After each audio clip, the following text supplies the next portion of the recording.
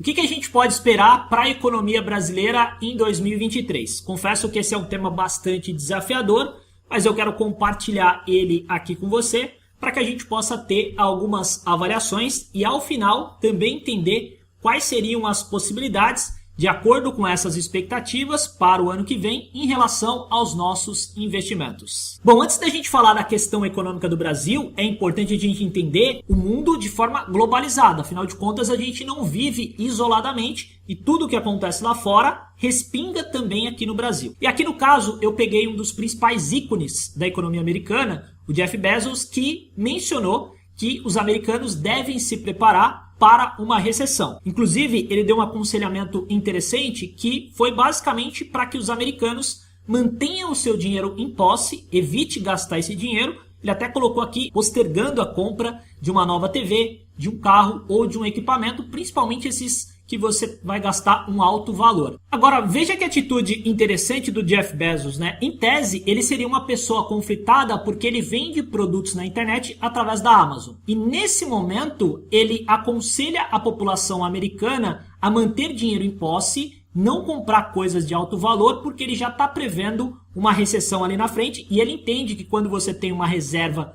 de emergência, você consegue transpor essa recessão de uma maneira menos dolorosa. Me parece uma atitude bastante nobre. Deixa aqui nos comentários qual que é a sua opinião em relação a isso. Agora, eu estou aqui falando sobre recessão, mas eu não expliquei o que é uma recessão. Basicamente, uma recessão econômica é um retrocesso e, de forma simplificada, a gente pode dizer que é uma crise econômica que ocasiona redução da renda das famílias, do nível de emprego e da atividade empresarial. E, claro, ninguém fica imune aos efeitos financeiros de uma recessão. Aliás, para a gente entender como isso é prejudicial a um país, é só a gente compreender a espiral de uma recessão econômica. Basicamente, ela representa uma queda no poder aquisitivo das pessoas, que muitas das vezes está associada à alta inflação.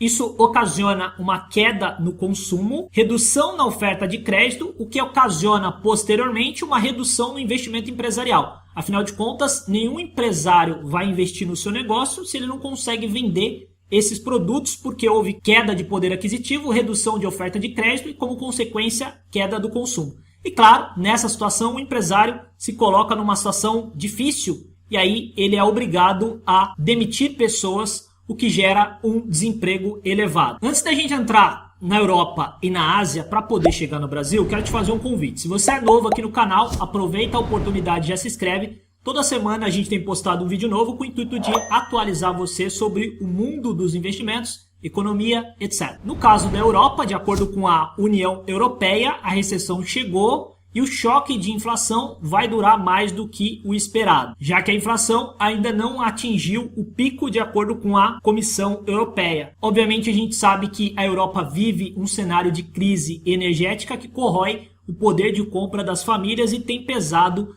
na produção. E para 2023, a expectativa é que ocorra uma redução da inflação, mas mesmo assim ela deve permanecer em patamares mais elevados. E aí a gente chega na Ásia, que em tese está numa situação melhor do que a Europa e Estados Unidos. Eu digo em tese porque você tem vários riscos obscuros lá na Ásia, principalmente na China, que tem ali o mercado imobiliário bastante perigoso, mas nesse momento ela se encontra numa situação melhor do que Estados Unidos e Europa. Chegando no Brasil, a gente percebe que o grande desafio para a economia brasileira em 2023 permanece sendo a questão inflacionária, que não acabou e que, claro, o Brasil ainda corre um sério risco de recessão, principalmente se não adotar uma política fiscal que mantenha a sua situação econômica equilibrada. Tanto isso é verdade que o debate da alta do gasto público permanece bastante em pauta e, claro, se houver um gasto público desenfreado, a gente vai ver a inflação retornar e os juros pode voltar a subir. Então, o principal desafio que a gente enxerga aqui está associado ao risco fiscal, que é quando um país não consegue cumprir o seu planejamento financeiro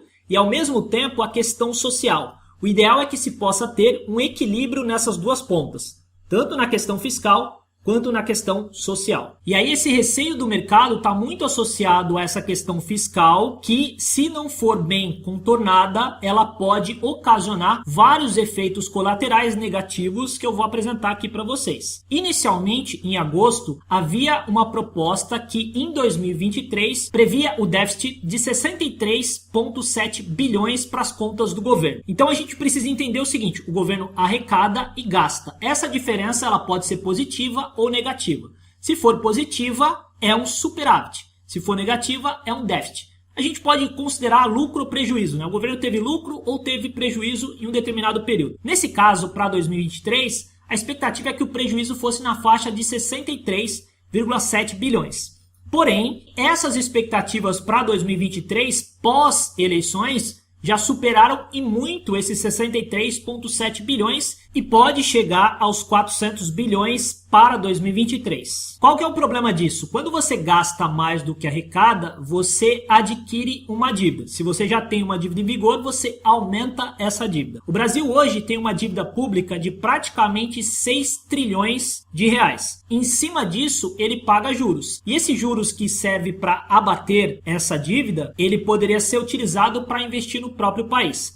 À medida que você gasta mais do que arrecada, essa dívida aumenta e você paga cada vez mais juros. Outro ponto importante é que quando você não tem uma política equilibrada de gastos públicos, você vai gerar inflação. A consequência da inflação é o aumento de juros, o que vai fazer com que você pague mais juros sobre essa dívida que você já tem. A gente consegue ver que a cada alta de 1 ponto percentual da Selic aumenta o custo da dívida pública em quase 34 bilhões.